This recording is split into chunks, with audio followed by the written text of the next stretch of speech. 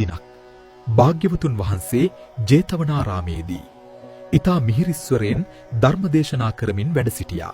මේ උතුම් බුද්ධ ස්වරය විශ්වයේ කොපමණ දුරකට ඇසෙනවදයි සෙවීමට මුගලන් මහ රහතන් වහන්සේට සිතක් පහළ වුණා.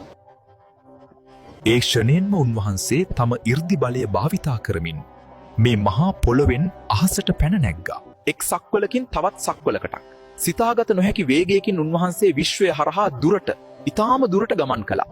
අවසානයේදී මිනිසුන් යෝධයන් මෙන් වෙසෙන බොහෝ දුර පිහිටි ගාලව නම් සක්වලකට උන්වහන්සේ ළඟා වුණා.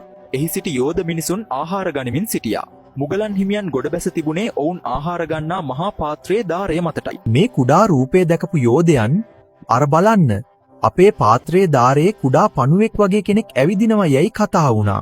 ඒ මොහොතේම කෝටි ප්‍රකෝටි ගණන් සක්වල දුර සිට බුදුරජාණන් වහන්සේගේ කටහඬ ළඟ සිටින්නාක් මෙන් ඉතා පැහැදිලිව මුගලන් හිමියන්ට ඇසුණා. බුදුරදුන් දේශනා කළා, මුගලන් බුදු කෙනෙකුගේ අනන්ත වූ බුද්ධ බලය හෝ කටහඬේ සීමාව මැනීමට උත්සාහ නොකරන්න. එය අචින්ත්‍යයි. තමන් කළ දේහි වරද වටහාගත් මුගලන් මහ රහතන් වහන්සේ එතන සිටම බුදුරජාණන් වහන්සේට නමස්කාර කළා.